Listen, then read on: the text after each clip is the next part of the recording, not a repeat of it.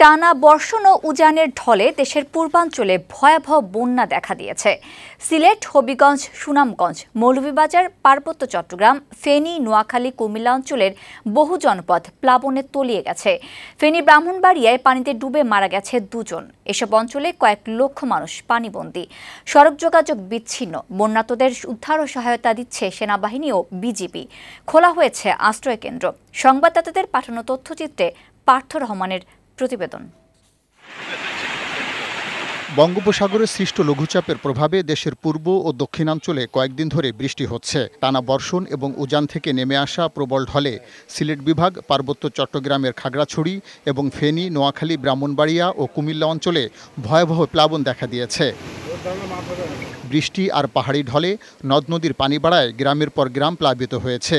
যোগাযোগ ব্যবস্থা বিচ্ছিন্ন হয়ে পড়েছে বহু জায়গায়। ভেসে গেছে বাড়িঘর, ফসলের ক্ষেত, পুকুর, মাছের ঘের। পানির তোড়ে ফেনীর মহুরী, কহুয়া ও সিলোনিয়া নদীর বেশ কিছু স্থানে বাঁধ ভেঙে প্লাবিত হয়েছে অনেক জনপদ। ফুলগাজী, পরশুরাম ও ছাগলনাইয়া উপজেলার প্রায় 90টি গ্রাম প্লাবিত হয়েছে। এতে পানিবন্দী হয়ে পড়েছে অন্তত 2 লাখ মানুষ।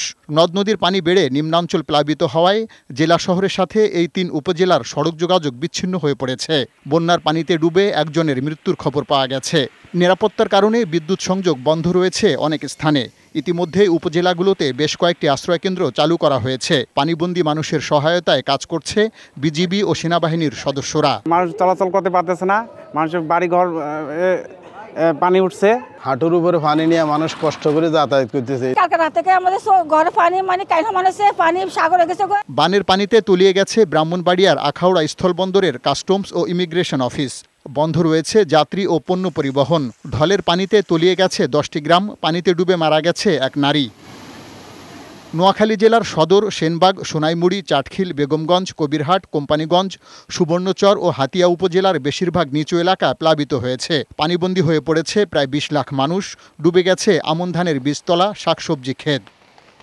গত 3 দিনের ভারী বর্ষণে কুমিল্লা নগরীর অনেক জায়গায় জলবদ্ধতার সৃষ্টি হয়েছে। গোমতী নদীর পানি বেড়ে প্লাবিত হয়েছে চরাঞ্চল। গোমতীর চরের 4000 একর জমির ফসল ও সবজি নষ্ট হয়ে গেছে। মৌলভীবাজারের মনু ও কমলগঞ্জের ধলাই নদীর পানি বেড়ে বিপদসীমার উপর দিয়ে প্রবাহিত হচ্ছে। প্লাবিত হয়েছে জেলার নিম্নাঞ্চল। হবিগঞ্জের খোয়াই নদীর পানি বাড়ায় বাঁধ ভেঙে যাওয়ার আতঙ্কে এই এলাকার মানুষ। খাগড়াছড়িতে মাইনী নদীর পানি বৃদ্ধি পাওয়ায় মেরুং, কাবাখালী ইউনিয়ন ও জেলা সদরের বেশ কয়েকটি গ্রাম এখনও জলমগ্ন। টানা বর্ষণ ও পাহাড়ি ঢলে খাগড়াছড়ি, রাঙামাটি, সাজেক সড়ক তলিয়ে গেছে। সাজেকের সাথে এইসব এলাকার যানবাহন চলাচল বিঘ্নিত হচ্ছে।